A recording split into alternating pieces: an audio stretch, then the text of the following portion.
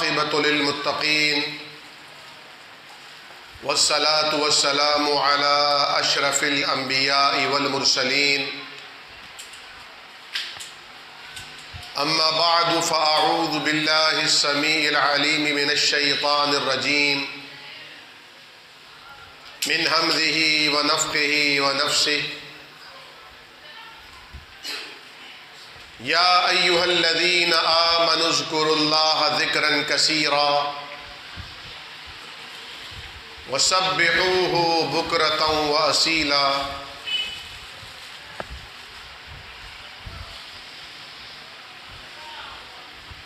میرے محترم بھائیوں، بزرگوں، دوستوں اور اعتکاف میں بیٹھی قابل احترام ماؤں، بہنوں اور بیٹیوں، رمضان المبارک کا بیشتر حصہ ہمارے ہاتھوں سے نکل چکا ہے۔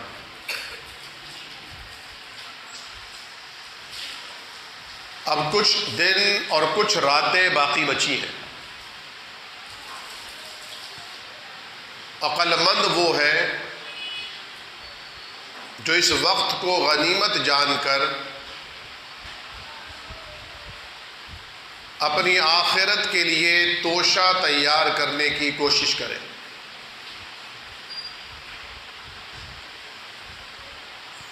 نبی کریم صلی اللہ علیہ وسلم نے جن دو چیزوں کے بارے میں بالعموم لوگوں کی لاپرواہی اور غفلت کا اندیا دیا تھا کہ نعمتان مغبون فیہما کثیر من الناس الصحۃ والفراغ، دو نعمتیں ایسی ہیں جس کے بارے میں لوگوں کی اکثریت غفلت اور دھوکے میں مبتلا ہے، جس میں سے ایک صحت، تندرستی، عافیت اور دوسری فراغت ہے۔ بہت سے لوگ اتنے زیادہ مشغول ہوتے ہیں کچھ کسب معاش کے سلسلے میں، دو وقت کی روٹی کمانا ان کے لیے سب سے بڑا مشن ہوتا ہے۔ عزت کی زندگی گزارنا دشوار ہو جاتا ہے، لمبی لمبی نوکریاں کرتے ہیں، لمبے لمبے سفر طے کر کے جاتے ہیں۔ بعض ایسے ہیں جو 48 گھنٹے کام کرتے ہیں، شفٹیں چینج ہوتی ہیں، اگلی شفٹ کا بندہ نہیں آیا تو ان کی ڈیوٹی کنٹینیو ہو جاتی ہے، ذمہ داری کے کام ہوتے ہیں، انہیں کسی ایسے درس میں بیٹھنے کا موقع نہیں ملتا۔ کتنے ایسے ہیں جو اپنی مستقبل کے لیے، اپنے بچوں کے مستقبل کے لیے دیار کفر میں مصروف ہیں۔ وہاں کیا رمضان، کیا غیر رمضان، کب سحری کا وقت ختم ہو رہا ہے، کب افطار کا وقت شروع ہو رہا ہے، کچھ پتہ نہیں چلتا۔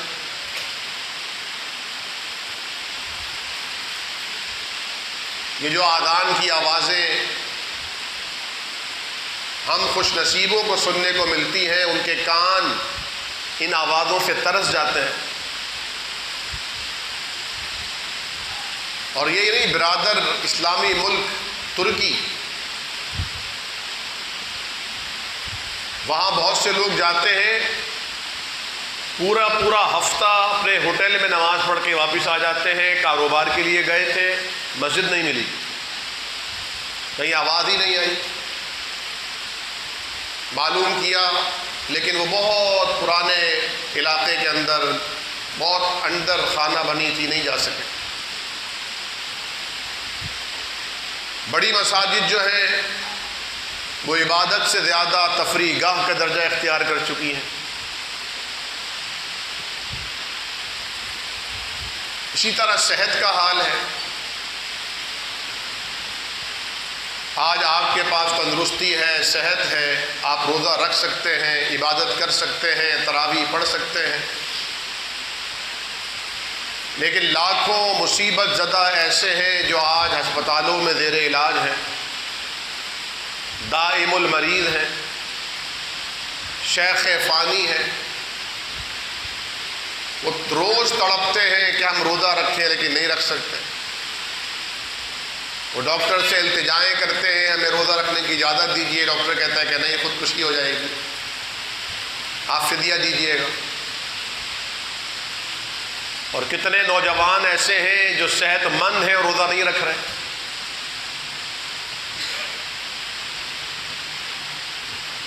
تو لوگوں کی اکثریت اس حوالے سے غفلت کا شکار ہے۔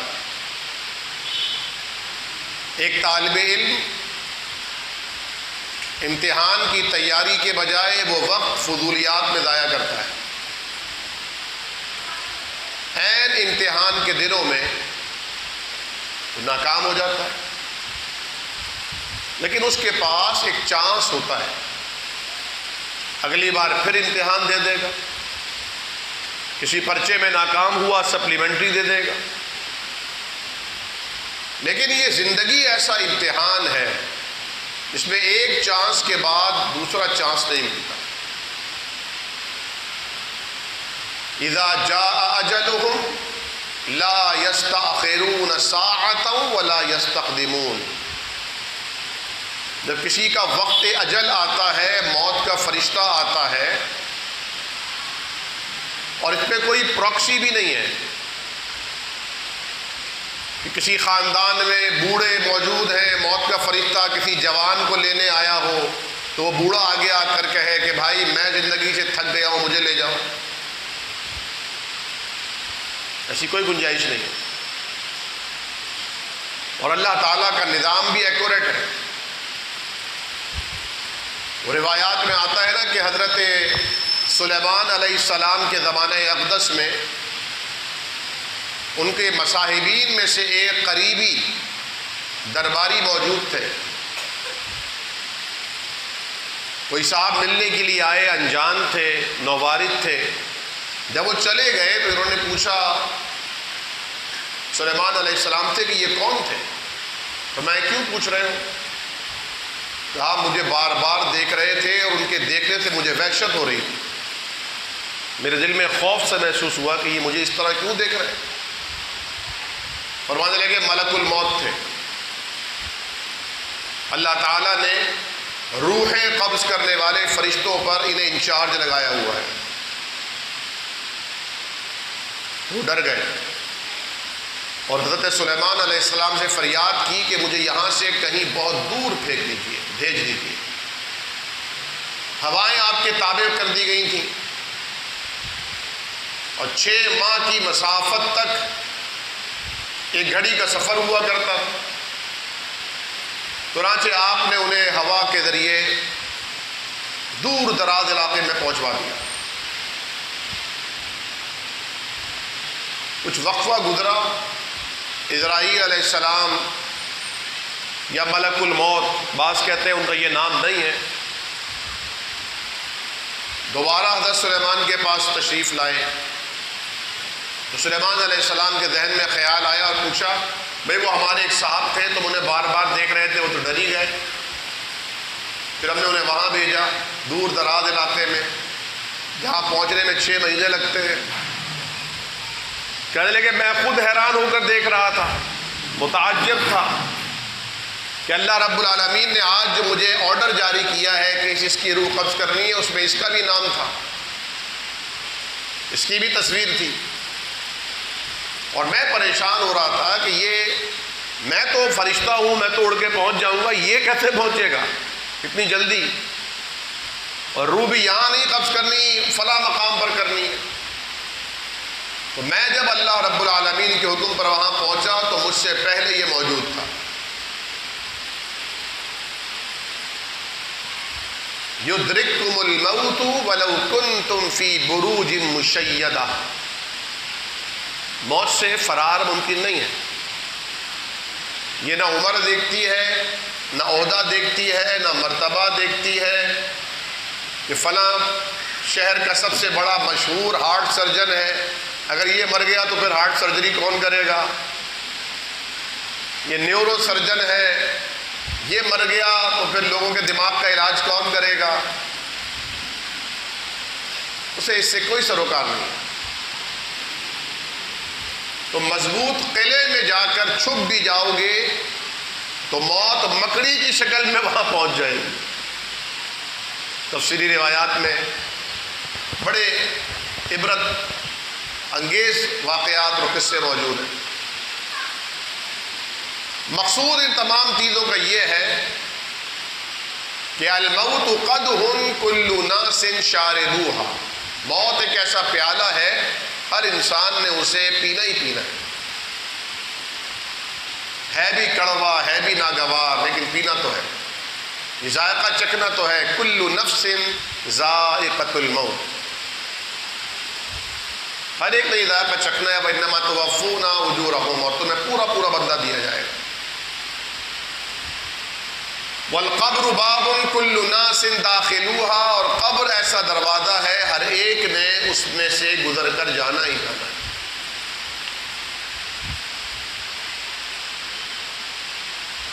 تو فرمایا کہ یا ایھا الذین آمنوا اتقوا اللہ ولتنظر نفس ما قدمت لغد، اب فکر یہ کرنی ہے کہ کل جہاں جانا ہے وہاں کی تیاری کیا ہے۔ مثال کے طور پر اگر کسی بچے نے لندن جانا ہو تو انگریزی سیکھے گا، کسی نے اگر چائنا جانا ہوگا تو وہ چائنیز سیکھے گا، کسی نے فرانس جانا ہوگا تو فرینچ سیکھے گا۔ ہمارے ادارے میں اکثر کوائریز آتی ہیں کہ سر ہم عربک لینگویج سیکھنا چاہتے ہیں، کتنے مہینے کا ڈیوریشن ہے؟ ہم پوچھتے سیکھنا کیوں چاہتی ہیں؟ تو کہتی ہیں وہ اصل میں شادی ہو گئی ہے یا ہو رہی ہے، تو رخصتی کے بعد میرے جو فیونسی ہیں وہ دبئی میں رہتے ہیں یا وہ سعودیہ میں رہتے ہیں، ریاض میں رہتے ہیں، تو اس لیے سیکھ رہی ہیں۔ کبھی یہ خیال تو نہیں آیا کہ قرآن کی زبان عربی ہے اس لیے قرآن سیکھا جائے، اللہ کے رسول کی زبان عربی ہے اس لیے عربی سیکھی جائے، جنت کی زبان عربی ہے اس لیے عربی سیکھی جائے۔ وہ یہ دنیاوی چھوٹی چھوٹی چیزیں کہ چونکہ وہاں بازار جائیں گے، پڑوسی ہوں گے، شوہر ہر وقت گھر میں نہیں ہوگا، تو کچھ نہ کچھ تو عربی آنی چاہیے نا کنورسیشن کرنے کے لیے۔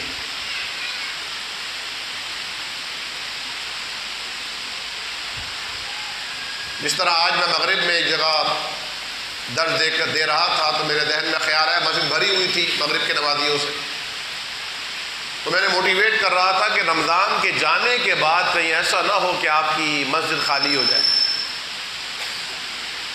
ایک اور پرابلم ہمارے یہاں یہ ہے، پھر اس کے بعد چائے کے موقع پر جب چند لوگ بیٹھے ہوئے تھے وہاں ایک صاحب نے مسئلہ چھیڑ دیا کہ ایک صاحب نے کہا کہ میری 20 سال سے کسی رمضان 5 نمازوں میں سے کوئی نماز بغیر جماعت کے نہیں ہوئی۔ سبحان اللہ، آپ کو اس لائق ہے کہ آپ کے ہاتھ چومے جائیں، بہت اچھی بات ہے، بڑی گریٹفل، ماشاءاللہ۔ تو ہمارے عموماً یہ ہوتا ہے کہ اگر کسی ایک کی تعریف ہو رہی ہوتی ہے تو برابر میں جو بیٹھا ہوتا ہے نا وہ اس کی کوئی ایسی بات نکالتا ہے جس سے اس کی تعریف زیرو ہو جائے۔ یہ ہمارے معاشرے کا ایک چلن ہے عام۔ تو برابر میں جو دوسرے بھائی تھے انہوں نے کہا شیخ مجھے آپ سے ایک مسئلہ پوچھنا ہے، یہ بتائیے کہ کیا ان کے پیچھے نمازیں ہو جاتی ہیں، ان کی مسجدوں میں، ان کے پیچھے؟ میرا سوال بہت عمدہ ہے، کلمۃ حق نرید بہا الباطل۔ میں نے خیر جواب تو انہوں اچھا دیا الحمدللہ،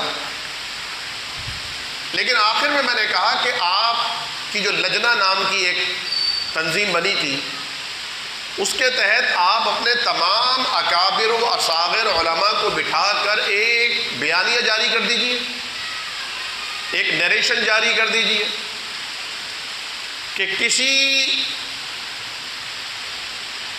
کی نماز، مرد کی نماز گھر میں ہوتی نہیں، مرد پر جماعت سے نماز پڑھنا فرض ہے، اور گھر میں نماز پڑھو گے تمہاری نماز ہوگی نہیں، فرض نماز گھر میں ہوگی نہیں تمہاری نماز، ایک اجتماعی فتویٰ جاری کر دیجیے۔ اس پہ سب کا اجماع ہو. اور پڑھنی بھی تم نے اپنی مسجد میں تاکہ کہیں فساد نہ ہو. کہیں اور پڑھو گے وہاں پر تم آمین کہو گے، ان کی نماز میں خلل پیدا ہو جائے گا. تم رکوع میں جاتے ہوئے، رکوع سے اٹھتے ہوئے رفع الیدین کرو گے نبی کریم کی سنت سمجھ کر، انہیں بلا وجہ کوئی پرابلم شروع ہو جائے گی، یار یہ کیا کر رہے ہو، ہم تو ڈر گئے تھے تم نے ہاتھ اٹھایا. جھگڑے اور فساد سے بچنے کے لیے پڑھنی بھی اپنی مسجد میں. لیکن جب تک آپ یہ نیریشن جاری نہیں کرتے، آپ یہ اعلامیہ جاری نہیں کرتے، آپ اجماعی کوئی فتویٰ جاری نہیں کرتے، تو ہر شخص کو دو رائے رکھنے کی اجازت. اب ہوتا یہ ہے کہ ہمارے یہاں کی اکثریت مسجد میں نماز پڑھنے کے بجائے گھر میں نماز پڑھ لیتی ہے. اپنی مسجد میں تو آئے نہیں، راستے میں کوئی اور مسجد تھی وہاں گئے نہیں، تو اب سہولت کیا ملی؟ گھر میں نماز پڑھ لی. آہستہ آہستہ ہم مسجد سے، جماعت سے اس طرح دور ہوئے کہ پھر ایک گھر میں 3 افراد موجود ہیں، 4 افراد موجود ہیں، ہم نے جماعت کے بجائے انفرادی نماز پڑھی. بظاہر ہم نماز سے دور ہو رہے ہیں، لیکن دراصل آہستہ آہستہ گریجولی غیر محسوس انداز میں ہم دین سے دور ہو رہے ہیں. حکم کیا ہے؟ ید اللہ علی الجماعہ. الجماعہ کسے کہتے ہیں؟ وہاں میں نے ایک نقطہ اور عرض کیا تھا. ہمارے پروفیسر عبد الواحد صاحب بھی بیٹھے ہیں، شاہ صاحب بھی بیٹھے ہیں، آپ کی اجازت سے حضرات تشریف فرما ہے. میں نے کہا یہ جو قرآن کریم کی آیت عظمیٰ ہے کہ وَاعْتَصِمُوا بِحَبْلِ اللَّهِ جَمِيعًا وَلَا تَفَرَّقُوا، سب مل کر اللہ کی رسی کو مضبوطی سے تھام لو. یہ آیت کیا صرف ہمارے لیے اتری ہے؟ یہ سب مسلمانوں کے لیے اتری ہے، سب مسلمانوں کے لیے اتری ہے. لیکن مزے کی بات یہ ہے کہ اسی آیت کو مسلمانوں کا ہر گروہ استعمال کر کے مسلمانوں کے گروہوں میں گروہ در گروہ بنانے میں لگا ہوا ہے. اس وقت کا سب سے بڑا المیت.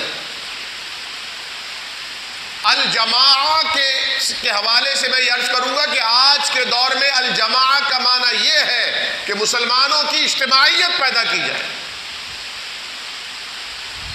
یہ نہیں ہے کہ پروفیسر عبد الواحد بندھانی صاحب ایک جماعت بنائیں اور اس کے ماتھے پہ لکھیں ید اللہ علی الجماعہ، یعنی میری جماعت پہ اللہ کا ہاتھ ہے.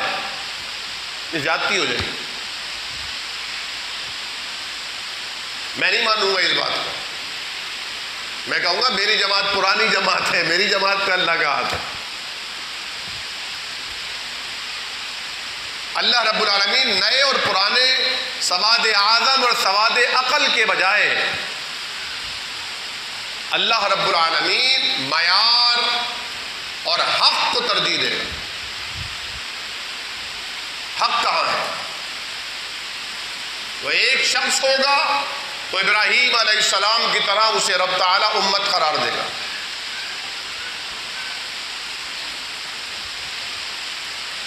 تو میں نے عرض کیا کہ جب آپ اتنی بڑی مسجد تھی تو میں نے کہا کہ دیکھیں جب آپ مسجد میں نماز پڑھنے کے لیے آتے ہیں تو کیا سوچ کر آتے ہیں؟ نماز پڑھنے جا رہے ہیں.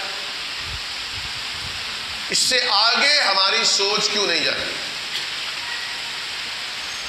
یاد رکھیے ہم کوئی کام انسان، عقل مند انسان کوئی کام بغیر مقصد کے نہیں کرتا. جن احباب نے آج کے اس درس کا یا دیگر دروس کا اہتمام کیا اس کا ایک مقصد ہے. مقصد کیا ہے؟ جو بھی علماء کرام درس دینے آ رہے ہیں وہ کوئی انوکھی نئی بات نہیں کر رہے ہیں، وہی باتیں کر رہے ہیں جو آپ سنتے آتے ہیں. لیکن نبی کریم صلی اللہ علیہ وسلم کو رب تعالیٰ نے حکم دیا وَذَكِّرْ فَإِنَّ الذِّكْرَى تَنْفَعُ الْمُؤْمِنِينَ. آپ مومنوں کو یاد دلاتے رہا کیجئے کیونکہ یاد دلانا ان کو نفع پہنچائے گا. بار بار جس چیز کی تکرار ہوتی ہے، ہم بار بار جو چیز سنتے ہیں، ہمارے ذہن میں جو چیز بیٹھتی جاتی ہے وہ عمل میں آتی جاتی ہے. یہ قدرتی فینومینا ہے. جب ہم نماز پڑھنے کے لیے آتے ہیں تو اگر ہم یہ سوچ کر گھر سے نکلتے ہیں کہ میں رب تعالیٰ سے ملاقات کے لیے جا رہا ہوں، اللہ سے ملنے کے لیے جا رہا ہوں، اللہ کی دعوت پر جا رہا ہوں، تو آپ یقین کیجئے آپ کے پیروں میں درد ہوگا، لیکن وہ درد اس سوچ کی وجہ سے ختم ہو جائے گا۔ آپ کی تھکاوٹ اللہ رب العالمین سے نماز کے ذریعے ملاقات کی وجہ سے کافور ہو جائے گی۔ آپ رب سے ملنے جا رہے ہیں۔ چنانچہ ذہن کو محض نماز تک محدود نہ رکھیے، بلکہ نماز فی نفس ہی ہے کیا، اس کا مقصود کیا ہے۔ حضرت علی رضی اللہ تعالی عنہ کا مشہور قول ہے، فرماتے ہیں کہ جب میرا جی چاہتا ہے اللہ رب العالمین سے گفتگو کرنے کا تو میں قرآن کھول لیتا ہوں، اور جب دل چاہتا ہے اللہ سے ملاقات کرنے کا تو میں نماز کے لیے کھڑا ہو جاتا ہوں۔ رب تعالیٰ اور بندے کے مکالمے ہیں، بات چیت ہے۔ آپ اللہ رب العالمین کو پکارتے ہیں، اس کی تعریف، اس کی حمد ثنا، اس کی بزرگی، اس کی طاقت اور سطوت کا اظہار کرتے ہیں، تو جواب میں آپ کو رپلائی کرتا ہے، حمدنی عبدی، میرے بندے نے میری تعریف بیان کی، مجدنی عبدی، میرے بندے نے میری عظمت بیان کی، وما قسمت الصلاۃ بینی و بین عبدی، میں نے نماز کو اپنے اور اپنے بندے کے درمیان تقسیم کر دیا ہے، وہ مجھ سے مانگتا ہے میں دیتا ہوں۔ عام طور پر ہمارے معاشرے میں ایک سوال گردش کرتا ہے کہ کوئی ایسا بزرگ بتائیے جس سے ہم جا کے دعا کرائیں، دعا قبول ہو جائے۔ کہتے ہیں آج کے دور میں کوئی مستجاب الدعا نظر نہیں آتا، مستجاب الدعوات نظر نہیں آتا۔ ایسا کوئی بابا ہو ہم جا کے دعا کرائیں، وہ دعا کرے، دعا قبول ہو جائے۔ بات اصل میں یقین کی ہے، بات یقین کی ہے۔ اگر یقین پیدا ہو جائے، آج بھی اقبال نے کیا کہا تھا، فدائے بدر پیدا کر، فرشتے اتر سکتے ہیں گردوں سے قطار اندر قطار اب بھی، لیکن وہ فدائے بدر پیدا کرنے کی ضرورت ہے۔ یقین مثل خلیل آتش نشینی، یقین اللہ مستی خود گزینی، سن اے تہذیب حاضر کے گرفتار، غلامی سے بدتر ہے بے یقینی۔ ہم بے یقینی کا شکار ہیں۔ ہم تو نمازیں بھی اس انداز میں پڑھتے ہیں، پتہ نہیں قبول ہوں گی بھی کہ نہیں ہوں گی، دعا بھی ایسے کرتے ہیں قبول ہوگی کہ نہیں ہوگی۔ مشہور بادشاہ گزرے نور الدین زنگی، ان کے واقعات میں آتا ہے کہ وہ حج پر آئے اور لوگوں کے احوال اور حالات کا جائزہ لینے کے لیے راؤنڈ پر نکلے تو دیکھا غلاف کعبہ سے لپٹ کر ایک شخص رو رو کے فریاد کر رہا ہے۔ اس کے قریب گئے، کہا کیا مانگ رہا ہے؟ اس نے کہا نابینا ہوں، آنکھیں مانگ رہا ہوں۔ اندھا کیا چاہے؟ دو آنکھیں۔ اچھا کب سے مانگ رہے ہو؟ کہا ایک ہفتہ ہو گیا، آئی نہیں روشنی؟ نہیں۔ فرمایا میں راؤنڈ پر ہوں، عصر میں دوبارہ آؤں گا، اگر تیری روشنی نہیں آئی تجھے حرم کی حدود سے باہر لے جا کر قتل کر دوں گا۔ وہ اللہ کو بدنام کر رہا ہے۔ لوگ اپنے گھر بار، کاروبار، ملکوں کو چھوڑ کر یہاں آتے ہیں دعائیں قبول کرانے کے لیے، تو اللہ کو بدنام کر رہا ہے۔ یہاں آ کر تیری دعا قبول نہیں ہو رہی ایک ہفتے سے، حج کا سیزن، حج کا موسم۔ چلے گئے، اب آپ اندازہ لگائیے کہ اس کی کیا کیفیت ہوگی۔ اس نے تو پھر اللہ تعالیٰ کو ایسے پکارا جیسے اللہ تعالیٰ خانے کعبہ کے اندر ہے۔ ایسے دستک دی اس نے دروازے کو اور ایسے پردوں کو کھینچا اور ایسے آنسو بہائے، نے کہا پروردگار پہلے بات آنکھوں کی تھی، اب تو جان پر آ گئی ہے۔ وہ کما کہتے ہیں وہ اتنا رویا اور اتنا اس نے ٹینشن لی اس بات کی، فکر اس کے اوپر اتنی مسلط ہوئی کہ جو کلاؤڈ بنا ہوا تھا دماغ کے اندر، بلڈ کی سرکولیشن کی وجہ سے وہ تحلیل ہو گیا اور آنکھوں کی بینائی واپس آ گئی۔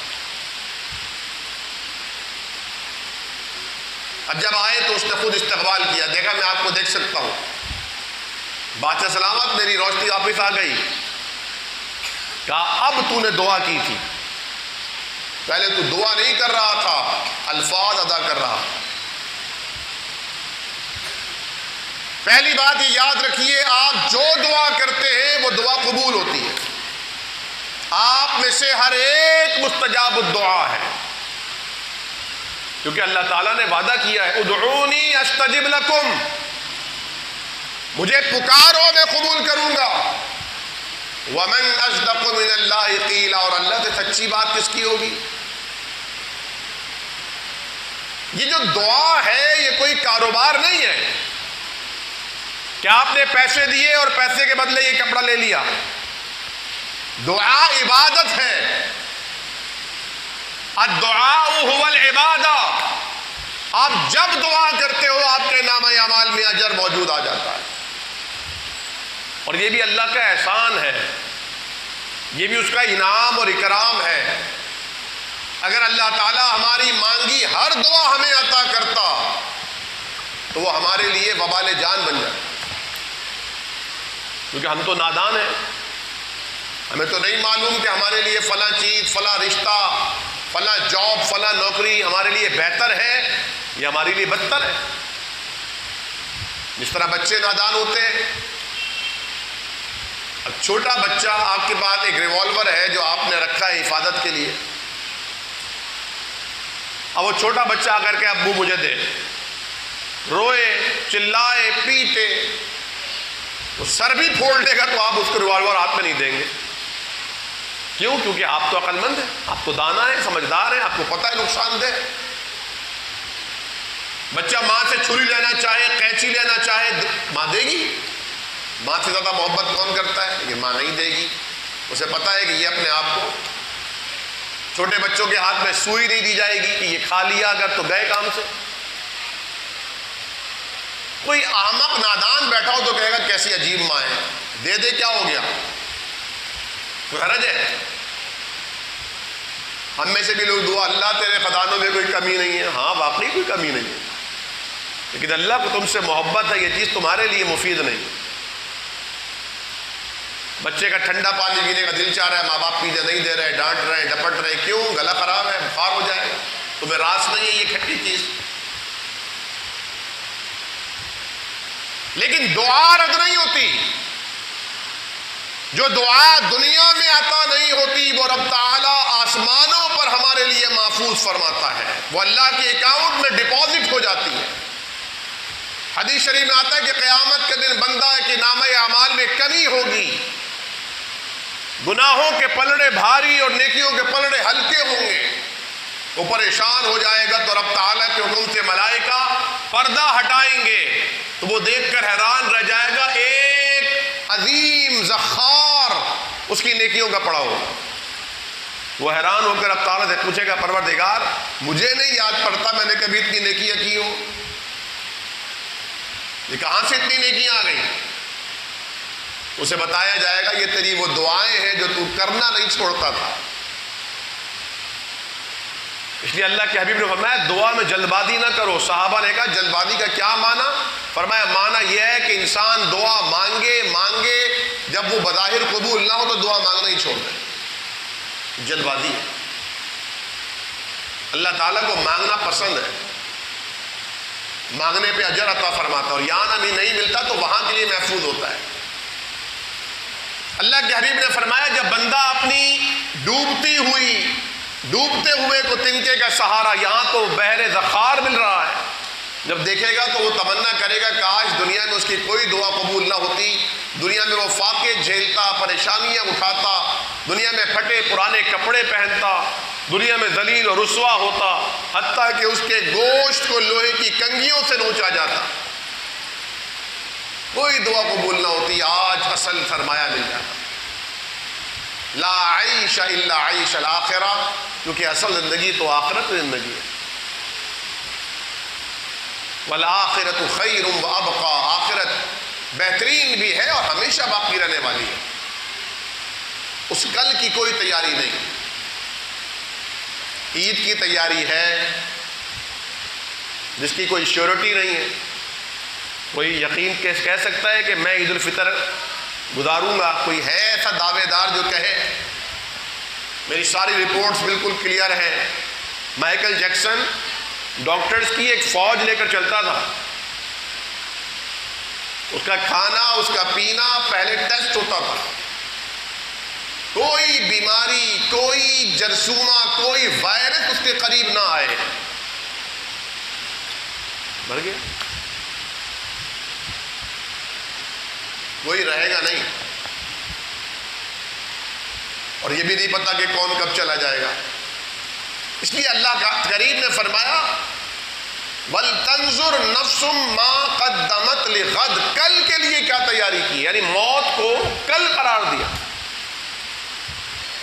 ہم عید کی تیاری کر رہے ہیں، 6 مہینے کے بعد کی تیاری کر رہے ہیں، 1 سال کا پلان کر رہے ہیں، 4 سال، اگلے 8 سال، اگلے 20 سال کی پلاننگ ہو رہی ہے، short term, long term plannings ہو رہی ہیں، لیکن قبر کی تیاری، میدان حشر کی تیاری نہیں۔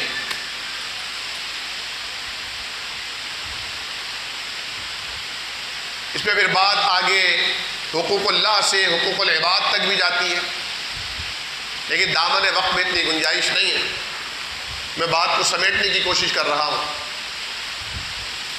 فرمایا یا ایھا الذین آمنوا اذکروا اللہ ذکرا کثیرا وسبحوہ بکرۃ واصیلا، ایمان والو اللہ تعالیٰ کو کثرت سے یاد کرو اور صبح و شام اس کی پاکی تسبیح بیان کرو۔ آج سے 10 سال قبل کی بات ہے، شاید انیس الرحمان صاحب کو یاد ہو، ہم حیدرآباد ایک کانفرنس میں جا رہے تھے، ایک پوسٹر یہاں سے دوستوں نے کی تھی، سب مل کر جا رہے تھے، میرے پاس ایک بڑی تسبیح تھی، میں تسبیح پڑھ رہا تھا، ایک صاحب ہمارے بہت پرانے دوست ہیں، 20-25 سال پرانے، وہ کہ ڈاکٹر صاحب یہ تو بدعت ہے۔ میں نے کہا یہ بدعت کیسے ہو گئی؟ یہ تو صرف گنتی کا آلہ ہے، جسٹ لائک کیلکولیٹر، کیلکولیٹر پر مائنس پلس کس چیز کا کر رہے ہو وہ بتائے گا کہ حرام ہے یا حلال ہے۔ آپ پڑھ کیا رہے ہو تو پتہ چلے گا کہ سنت کے مطابق پڑھ رہے ہو بدعت ہے۔ فی نفسہ یہ تو آلہ، یہ بدعت کیسے ہو سکتا ہے؟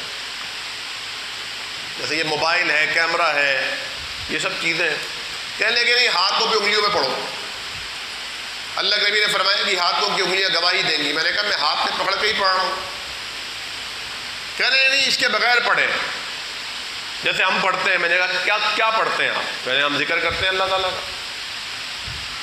میں نے کہا مطلب کیسے؟ جب یاد آتا ہے کرتے ہیں؟ میں نے کہا نہیں، یاد آتا نہیں ہے، یاد کرنا ہے۔ یاد آئے تو آپ ذکر کریں، یہ ذکر تھوڑی ہوا۔ یاد آنے پہ ذکر نہیں کرنا، آپ نے یاد کرنے کے لیے ذکر کرنا ہے۔ ذکر کے معنی ہے یاد، اور یاد کب ہوگا، کب رہے گا؟ جب آپ بار بار زبان پہ اللہ کا ذکر لائیں۔ میں نے کہا یہ بتائیے کہ آپ کتنی مرتبہ پڑھتے ہیں سبحان اللہ وبحمدہ سبحان اللہ العظیم؟ دن میں کتنی بار پڑھتے ہیں آپ سبحان اللہ والحمد للہ ولا الہ الا اللہ واللہ اکبر؟ آپ کتنی بار پڑھتے ہیں لا حول ولا قوۃ الا باللہ؟ آپ کتنی بار پڑھتے ہیں لا الہ الا اللہ والملک الحق المبین؟ آپ کتنی بار پڑھتے ہیں لا الہ الا انت سبحانک انی کنت من الظالمین؟ آپ کتنی مرتبہ پڑھتے ہیں اللہم انی اسألک العفو والعافیہ؟ آپ کتنی مرتبہ پڑھتے ہیں رب ارحمہما کما ربیانی صغیرا؟ آپ کتنی مرتبہ؟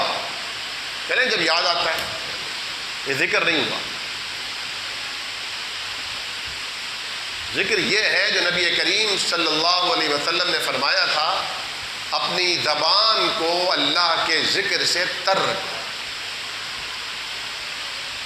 ذکر یہ ہے، حضور نے فرمایا کہ جب کافر تمہیں دیکھے تو سمجھے پاگل ہے، پتہ نہیں کیا پڑھتے رہتے اور بس منہ ہلتا رہتا ہے اس کا. اور منافق دیکھے تو کہے ریاکار ہے.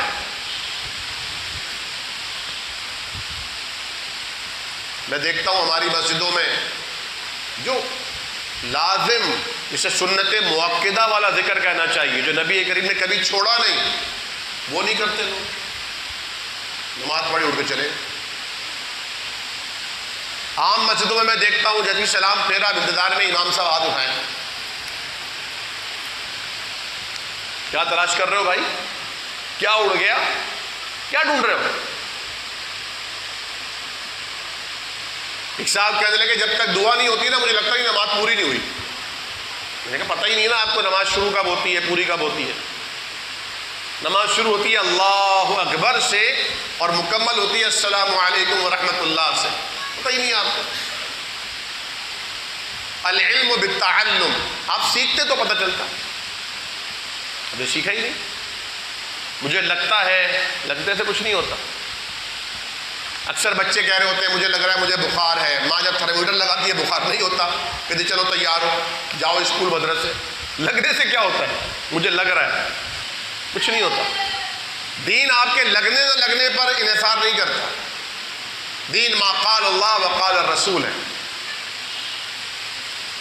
نبی ایک سلسلۃ الصحیحہ کی حدیث ہے، نبی کریم صلی اللہ علیہ وسلم نے فرمایا جس نے ایک دن میں 10 مرتبہ پڑھا سورہ اخلاص کو، قل هو اللہ احد اللہ الصمد لم یلد ولم یولد ولم یکن لہ کفوا احد. کہنے کو کتنی مختصر عام سادہ سی دعا اور سادہ سی سورہ ہے، لیکن یہ قرآن کریم کا خلاصہ ہے، توحید کا پورا بیان ہے. فرمایا اللہ تعالیٰ جنت میں اس کے لیے محل تعمیر فرما دے گا.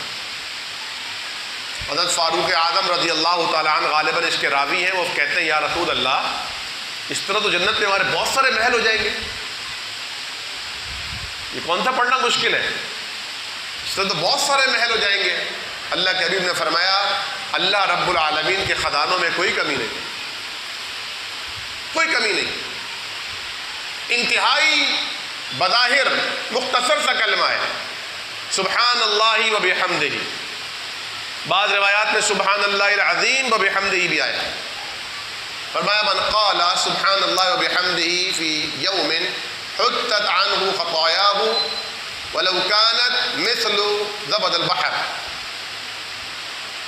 اگر کوئی سبحان اللہ و بحمدہ 100 مرتبہ پڑھتا ہے، صرف 100 مرتبہ، تو اس کے سارے صغیرہ گناہ معاف ہو جائیں گے، چاہے وہ سمندر کے جھاگ کے برابر ہی کیوں نہ ہو.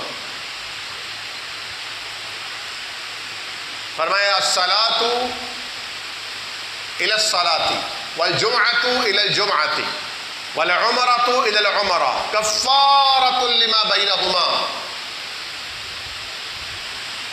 جب تک انسان کبیرہ گناہوں سے بچتا رہے گا، ایک نماز پڑھ کر گیا اگلی نماز میں آیا درمیانی گناہ معاف، صغیرہ گناہ معاف.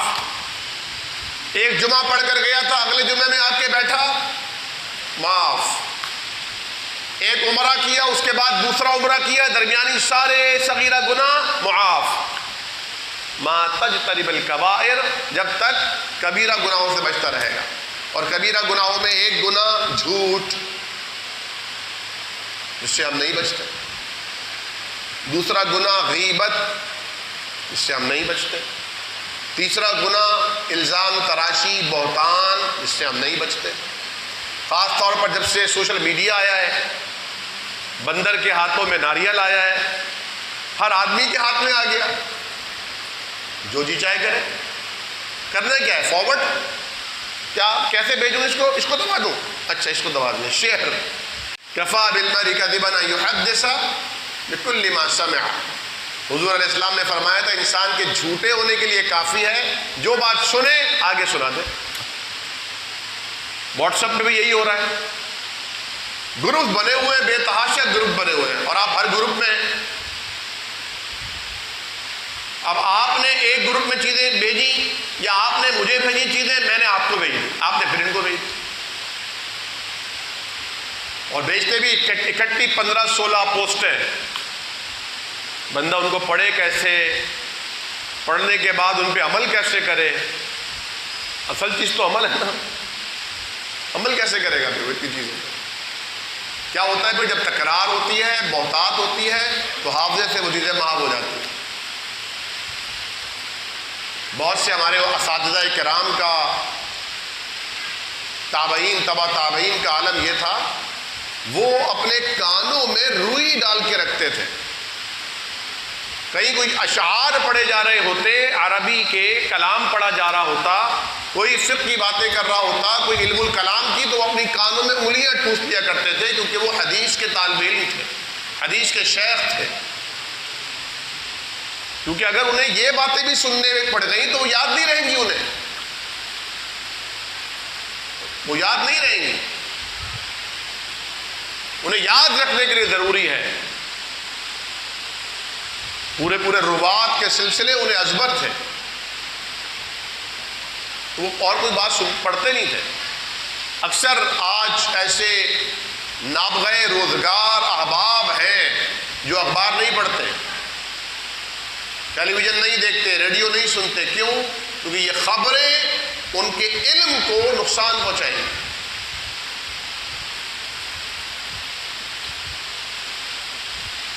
ہمارے یہاں کیا ہو رہا ہے؟ اسے کہتے ہیں علم کی وومیٹنگ آف دا نالج. دیکھیں، آپ نے کچھ کھایا ہے تو آپ نے اسے ہضم کرنا ہے.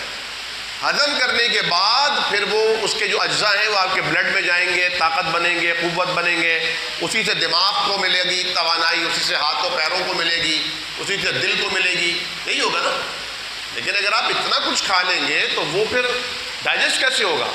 ڈائجسٹ نہیں ہوگا تو آپ پھر اسے اگلیں گے، الٹی کرتے پھریں گے. چنانچہ یہ جو آج کل واٹس ایپ گروپ میں ہو رہا ہے، یہ الٹیاں ہو رہی ہیں، یا کچرا ایک دوسرے کے گھروں میں پھینکا جا رہا ہے. میں نے اٹھا کے آپ کے گھر میں پھینکا، آپ نے اٹھا کے ان کے گھر میں پھینک دیا، انہوں نے بینا ان کے گھر میں پھینک دیا، آخر میں وہ سب آپ کے گھر واپس آ گیا. آپ نے کہا یار موبائل ہینگ ہو گیا. اصل چیز عمل ہے. تو رمضان المبارک کی جو اب راتیں بچی ہیں، ان راتوں میں ہم نے عمل کرنا ہے. عمل کیسے کرنا ہے؟ اللہ رب العالمین کو راضی کرنے کے لیے، اللہ رب العالمین کے چہرے کو خوش کرنے کے لیے.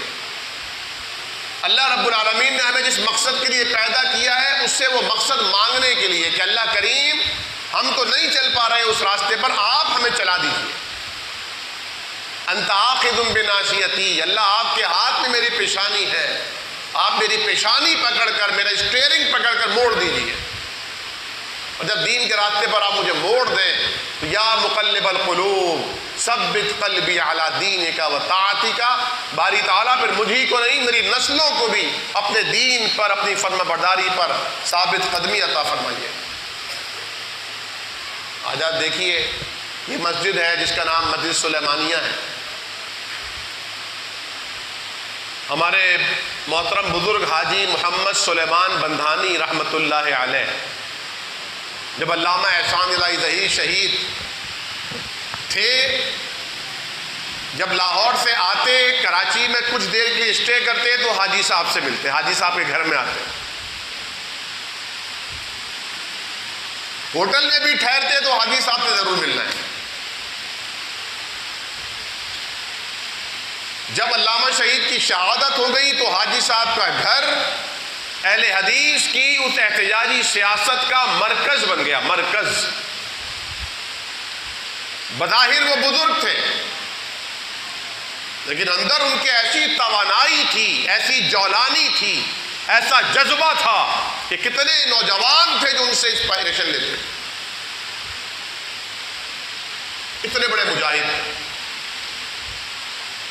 اللہ تعالیٰ نے ان کا اسٹیئرنگ پکڑ کے لگا دیا تھا.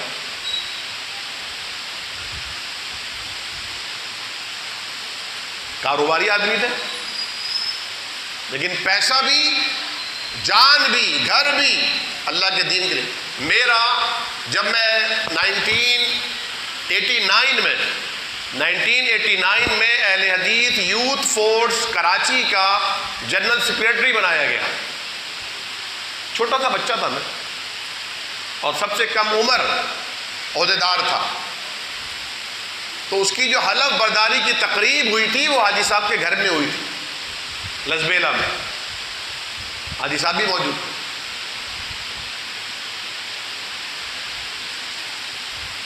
آج جس مسجد میں پروگرام ہوا وہ ہمارا پروگرام تھا 88 کا، اور وہاں ہم بلا کے لائے تھے عبدالخالق فریدی صاحب کو، رانا عبدالعلیم اور خالد انصاری صاحب، اور ہم تینوں نے مل کر وہاں پہ پہلا پروگرام اس مسجد میں ہوا. اس کے بعد پھر وہ تحریک برپا ہوئی. تو لوگ مل رہے تھے مجھے، میں کسی کو پہچان رہا تھا، کچھ لوگ فوت ہو گئے تھے، کچھ بچے تھے جو اب بوڑھے ہو گئے تھے.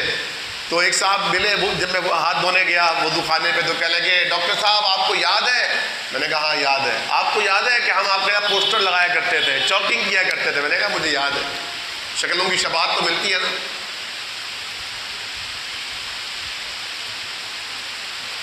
یہ ان کے نام پر یہ مسجد بنی ہے، مسجد سلیمانیہ. ان کا اخلاص تھا. اللہ رب العالمین نے ان کے بیٹوں کو، ان کے پوتوں کو، ان کی فیملی کو بھی دین کی خدمت کے راستے پہ لگا دیا. اللہ تعالیٰ تا قیام قیامت اس خاندان میں دین کی خدمت اور نصرت کا کام چلتا ہے. آمین تو بول دے. آپ کا کیا جائے گا؟ اللہ ہمیں بھی یہ سعادت حاصل فرما دے، عطا فرما دے. ایک صاحب نے پوچھا کہ جو ہم دعا پڑھتے ہیں ربنا هب لنا من ازواجنا وذرياتنا قرة اعین وجعلنا للمتقین اماما. کیا مطلب؟ اے ہمارے پروردگار ہماری بیویوں کو اور ہماری اولاد کو ہماری آنکھوں کی ٹھنڈک بنا دے. وجعلنا للمتقین اماما، اور ہمیں متقین کا امام بنا دے. تو دعا کا پہلا حصہ تو سمجھ میں آتا ہے کہ ہم رات کو کسی دن اٹھیں تو دیکھیں کہ بیٹا جو ہے وہ تہجد کی نماز پڑھ رہا ہے. ہم کسی دن اٹھیں تو دیکھیں کہ بیوی جو ہے وہ قرآن کی تلاوت کر رہی ہے. ہم کسی دن اٹھیں تو دیکھیں بیٹی جو ہے وہ وضو کر کے آئی ہے. بیٹا خیریت ابھی تک سوئی نہیں؟ پپا بس آنکھ کھل گئی تھی، میں نے کہا 2 نفل پڑھ لوں تہجد کے، آنکھیں ٹھنڈی ہو جائیں گی. یہی نا مطلب. دوسرا معنی یہ ہے کہ انہیں کوئی تکلیف نہ پہنچے، دکھ نہ پہنچے، صدمہ نہ پہنچے، آپ کی آنکھیں ٹھنڈی رہیں، بھی معنی ہے. اور ایک صاحب نے کہا تھا، ایک صاحب سے کسی نے پوچھا کہ حضرت آپ ماشاءاللہ آپ کی آل اولاد بالکل A1 ہے، بالکل سیٹ ہے، بالکل مطمئن ہے، آپ بھی مطمئن ہے، وجہ کیا ہے؟ کہنے لگے میں ہر نماز میں سلام پھیرنے سے پہلے یہ دعا پڑھتا ہوں. ہر نماز میں سلام پھیرنے سے پہلے یہ دعا پڑھتا ہوں ربنا هب لنا من ازواجنا وذرياتنا قرة اعین وجعلنا للمتقین اماما. تو اللہ میری اولاد بھی سیٹ رہتی ہے، بیگم بھی سیٹ رہتی ہیں، آنکھوں کو ٹھنڈک ملتی رہتی ہے. الحمدللہ. قبولیت دعا کا وقت ہے نا، وہ دبر الصلاۃ جسے کہا جاتا ہے، سلام سے پہلے کا وقت بڑا امپورٹنٹ وقت ہے. بالاتفاق اس وقت دعا کرنا جائز ہے. انہوں نے سوال کیا کہ پہلی دعا کا پچھلا حصہ سمجھ میں آ رہا ہے، اگلا حصہ سمجھ میں نہیں آ رہا. مطلب ہمیں متقین کا امام بنا دے، مطلب سلیمانیہ مسجد کا امام یہ دعا کرے گا تو اس کا مطلب کیا ہے؟ یعنی کیا چاہ رہا ہے وہ کہ حرم کا امام بن جائے، متقین کا امام؟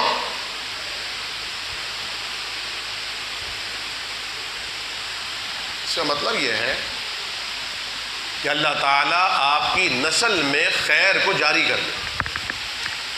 جب آپ قیامت کے دن کھڑے ہو، رب تعالیٰ کا فرشتہ آپ سے کہے گردن موڑ کے دیکھو، اور جب آپ گردن موڑ کے دیکھیں تو آپ کے 4 بیٹے ہیں تو چاروں کے چاروں کھڑے ہوں، ان کی آل اولاد کھڑی ہو، ان کی اولاد کھڑی ہو، ان کی اولاد کھڑی ہو، ان کی اولاد کھڑی ہو، ان کی اولاد، ان کی اولاد، ان کی اولاد، اور یہ سب نمازی ہوں، پرہیزگار ہوں، حلال کھانے حلال کمانے والے ہوں، دین کے علم بردار ہوں، اللہ کے دین کی خدمت کرنے والے ہوں، اور آج آپ ان کے امام بن کے کھڑے. تو دعا کیجئے کہ اللہ تعالی ہمیں، ہماری آل اولاد کو اللہ دین کے راستے پر چلا دے، استقامت عطا فرمائے. ہمارے بزرگ جناب حاجی محمد سلیمان بندھانی رحمۃ اللہ علیہ کی قبر کو اللہ تعالیٰ نور کا باغیچہ بنائے. اللہ رب العالمین ان کی اہلیہ کو، ان کی آل اولاد سب کو جو دنیا میں ہیں اللہ تعالیٰ ان کی عمروں میں برکتیں عطا فرمائے، جو اس دار فانی سے کوچ کر گئے اللہ ان کی کامل مغفرت فرمائے۔ اللہ تعالیٰ ان بھائیوں میں اتحاد، اتفاق، پیار، محبت، یگانگت پہلے سے زیادہ پیدا کرے، اور اللہ تعالیٰ آپ سب کو الجماعہ بننے کی توفیق عطا فرمائے۔ جس طرح آپ صف میں قدم سے قدم ملا کر کھڑے ہوتے ہیں، اللہ تعالیٰ ہم سب کے دلوں کو بھی اس طرح ملا دے، اور اللہ سے دعا کیجئے کہ اللہ تعالیٰ یہ مسجد اس پورے علاقے کے لیے مرکز ہدایت بن جائے۔ یہ دعائیں آپ نے کرنی ہیں انشاءاللہ تعالیٰ۔ اور جب آپ اس رات، کیا خبر آج کی رات کی شب قدر ہو، اس رات کو ضائع نہیں ہونے دینا۔ خاص طور پر 12 بجے کے بعد سے لے کر سحر تک، فجر تک کوئی لمحہ بھی ایسا نہ گزرے جب آپ خاموش بیٹھے ہوں، باتیں کر رہے ہوں، اپنی زبان کو ذکر سے تر کر دیں۔ جتنی دعائیں آتی ہیں عربی میں، اردو میں، جو آپ کے مطالبے ہیں، جو آپ کی پرابلمز ہیں، جو آپ کی پریشانیاں ہیں، جو مانگنا چاہتے ہیں وہ اللہ سے مانگیں، بالخصوص اللہ سے معافی مانگیں۔ اللہم انک عفو تحب العفو فاعف عنا۔ اور جب آپ دعا کے ہاتھ اٹھائیں، بالخصوص جو میرے بھائی اور میری بہنیں اعتکاف میں بیٹھی ہیں، ان سے بھی درخواست ہے کہ ایک اس بندہ ناچیز کے لیے بھی دعا کیجیے، اے اللہ عامر عبداللہ، اس کے والدین اور اس کی آل اولاد کی مغفرت فرما۔ جزاکم اللہ خیر۔ السلام علیکم ورحمۃ اللہ وبرکاتہ۔